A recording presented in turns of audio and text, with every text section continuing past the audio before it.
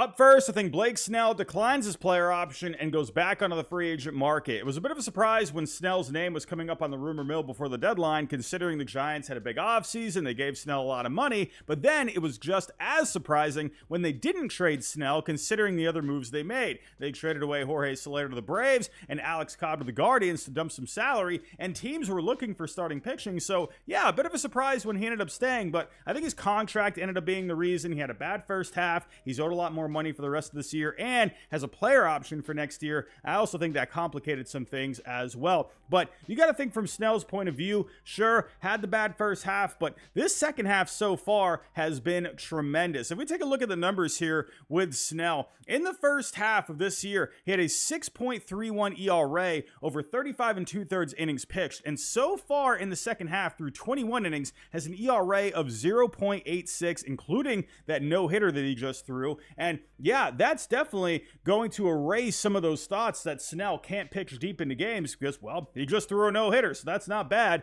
if you ask me. Blake Snell has always been a second-half pitcher, and I think if he keeps this up down the stretch, I think there's going to be more of a chance that he ends up getting a longer-term deal. Go back to last offseason, right? He had that one offer from the Yankees, but didn't seem like he was getting much else. Now, if you go back to spring training, that's when he signed with the Giants. So I think Boris and Snell probably learned their lesson from that, and I think they'll have better luck this offseason. And you know teams are going to be looking for starting pitching as well. I wouldn't be surprised to see the Yankees come up again since they were interested in him last offseason as well as the deadline. We saw them coming up for him as well. The Orioles, Corbin Burns is going to be a free agent, so maybe they could pivot to Snell.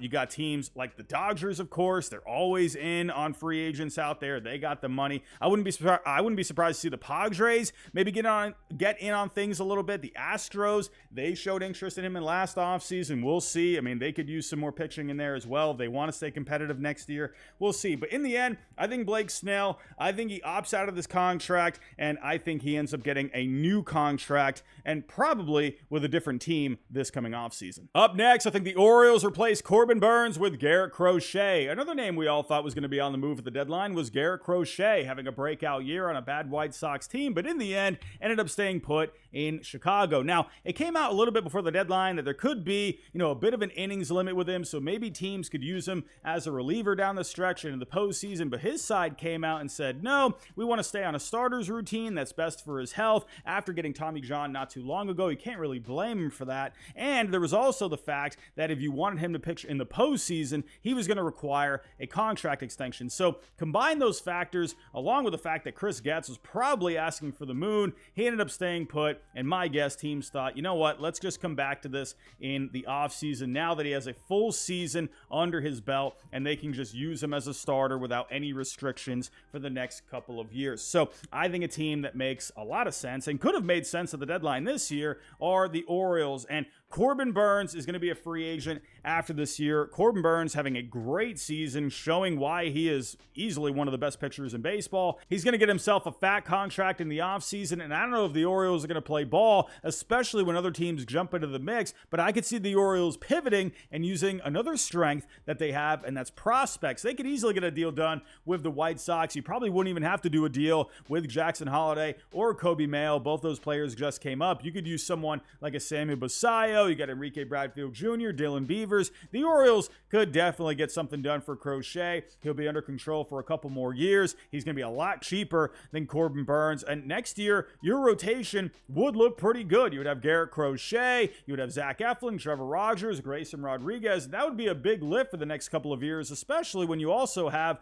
a couple of guys on the IL who just got Tommy John and Kyle Bradish and John Means. So this is what I think is going to end up happening. I think Garrett Crochet will be an Oriole. For my next prediction, let's stick with the White Sox, and I think Luis Robert ends up staying with the White Sox. Now, Luis Robert was another big name on the rumor mill before this year's deadline, ended up staying put, but with Robert, he's having a bad year, only hitting .214, a .282 on base, a .432 slugging, a 96 WRC plus, 12 home runs, also had the hip injury this year. He's had multiple hip injuries in his career. He's had countless injuries in his career, and I think that's why he will end up staying put this offseason, especially with how this year is going. I mean, if you take a look at his last 30 games, he's only hitting .222, a .283 on base, a .385 slugging. These are bad numbers. I'm not sure how this is going to go for the rest of the year, and I think teams, honestly, they're going to want to to see, if he goes into the offseason, he can take care of himself, and they're probably going to want to see how he is in the beginning of the year next year, and I think he'll be a big name on the market for next year's deadline. So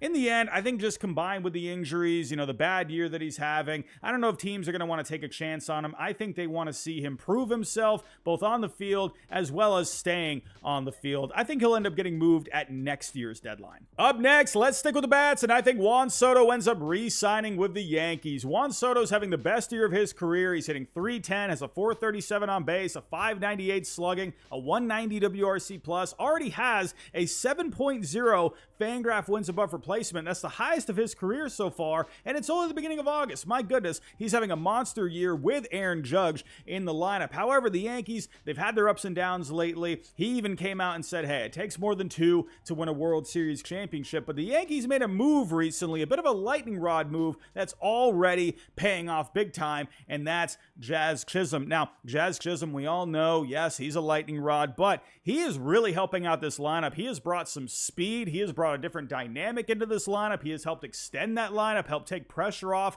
the other guys in the lineup, and he's hitting really well since coming over to the Yankees. 30 ABs, hitting 300 to 700 slugging, 4 homers, has already stolen a couple of bases. It's already paying off big time. As of right now, the Yankees are tied with the Orioles for the AL East. They're looking like a much better team as of right now. This is looking like a great move, and I think Juan Soto, this is going to make him happy in the end. The more the Yankees win, the more they show how much of a World Series contender they are. I think the more chance you'll see him end up re-signing. The Yankees got the money. We already know that. I think, people are saying, they were recently saying that because the Yankees were struggling, Juan Soto, he's going to end up leaving. He's going to go to the Mets. Maybe he'll even go to the Red Sox. Who knows? I think he ends up staying with the Yankees. I think the winning is only going to help here. Juan Soto will stay in the Bronx for the rest of his career. And last but not least, I think the Detroit Tigers end up being the biggest spenders. Tarik Skubal was another hot name at the deadline this year. He ended up staying put, but I think that's a big sign of things to come for the Tigers in the next couple of years. If you take a look at their estimated luxury tax payroll on Fangraphs, it's right around $113 million. That is really low. They are not really spending a whole lot, minus Javier Baez. That is not looking all that great. But other than that, they got a lot of money to play with, and the Tigers, they've handed out big contracts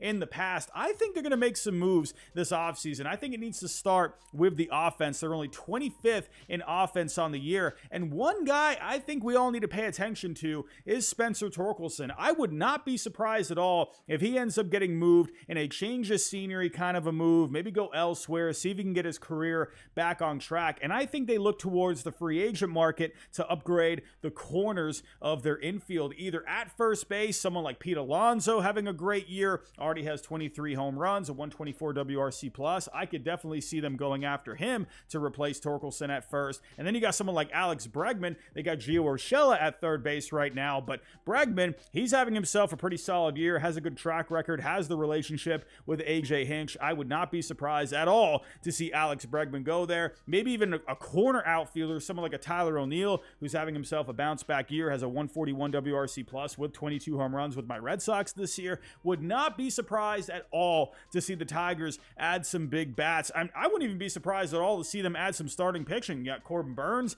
out there. Him and Skubal in the rotation would be amazing. Maybe even adding another lefty like Max Fried. Maybe they even make a big run at someone like a Roki Sasaki. I'm just saying. I think the Tigers are going to have themselves a massive offseason, but those are my predictions. I could go on about this all day, but that would make the video way too long. Let me know your predictions down in the comments for this offseason. What do you think is going to happen? I know we're far away, so let's just have some fun with this. But everyone, that's all I got for right now. If you can on the way out, hit that like button for me, subscribe if you're new, and I'll talk to you next time.